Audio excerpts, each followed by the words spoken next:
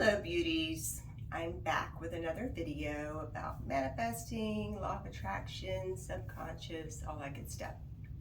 So I recently heard an idea from a law of attraction teacher, a kind of a different spin on law of attraction than I've ever heard, because mostly I've just heard that, make your dream board, you can attract anything you want, the Ferrari, the house on the hill.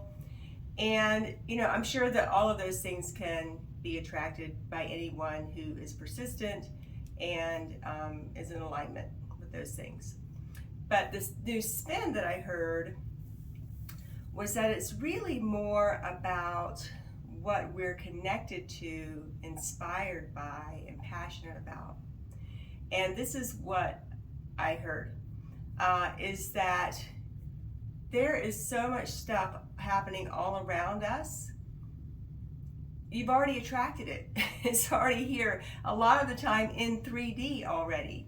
It's just that we don't notice it, because even though we say we want to make a lot of money, or we say that we want the Ferrari or the house, we're not really connected to that, maybe on a soul level. So then, because it's not really as important as we're trying to pretend to ourselves that we think it is, we're not really in tune with all of those little breadcrumbs, those little opportunities that are presenting themselves to us. So there was a great video I saw, I think it was for a job or something. They were to show us the power of our perception, our awareness, focus, and attention. And it was a video where people were bouncing basketballs back and forth to each other. And the exercise, we were told, is to count how, see how well you can focus and count how many times they bounce the basketball. So you're focusing, you want to do well, right? I want the gold star. And then at the end, they asked not how many times they bounced the basketball, they asked a really random question. How many people saw the person in the gorilla suit walk right through the middle of the screen? And I was like, what? They bounced it 57 times. That's the answer.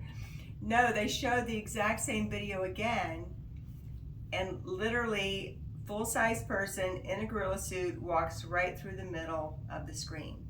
But because I, as I was instructed and wanted to be an overachiever, was busily counting basketball throws, I didn't even see it. Right in front of my face, did not see it. So this idea about attracting what we're really in tune with and connected to and passionate about is that there could be things right in front of your face, but because it's not really that important to you, or you're not really willing to do what it would take to achieve that, you don't notice it. Because when you're really connected to something, when you're passionate about something, when you want it more than anything in the world, yeah, there's going to be some setbacks, there's going to be some challenges, maybe some frustrations. But you don't notice those nearly as much as you notice all the good things, because you are going to take any opportunity. It doesn't matter if it's hard. You're going to take any opportunity. It doesn't matter if there's a challenge or a setback. So my sister had this friend years ago. She told me this little story about her friend's husband loved to garden. And she liked to say that her husband was born with the happy gene, because he just loved his little vegetables. He loved watching them grow, tending to them. And yeah, there's bugs, and that's just something you have to deal with, no big deal. All he focused on was the joy of gardening and the result that he got. So if you really love gardening, those bugs aren't going to be a big deal. If you're really not that crazy about it, then you're going to notice the bugs, and that's going to be such a pain in the butt, and it's going to be such a hassle, and that's what and it's not going to be worth it to you.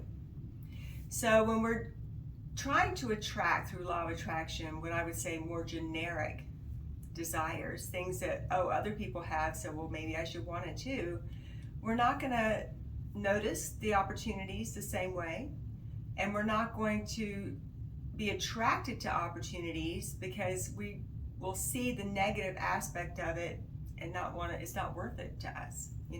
If we just care about the money and we're like willing to do a job that we really, our heart's not in it, but it pays a lot of money, we're not going to enjoy the process, first of all. And if it's something like sales, we probably aren't going to be that successful because we don't love it. We don't really want to do it. We just are doing what somebody else told us that they made a lot of money doing. So I hope that this video will inspire you to think about what is your thing, that thing that you're passionate about, you're inspired by, it feels like it's you. Your soul is calling you to this mission, to this purpose, to this dream. Because if it's coming from your soul and from your heart, you're going to notice all the opportunities and you won't be daunted or turned away by the challenges, the frustrations, or the hardships. You'll notice those far less and notice the good stuff far more. And then you're really going to attract everything that you want because you really want it from that true desire place of your heart and soul. Hope this was helpful. You have a great day, and I will talk to you soon. Namaste.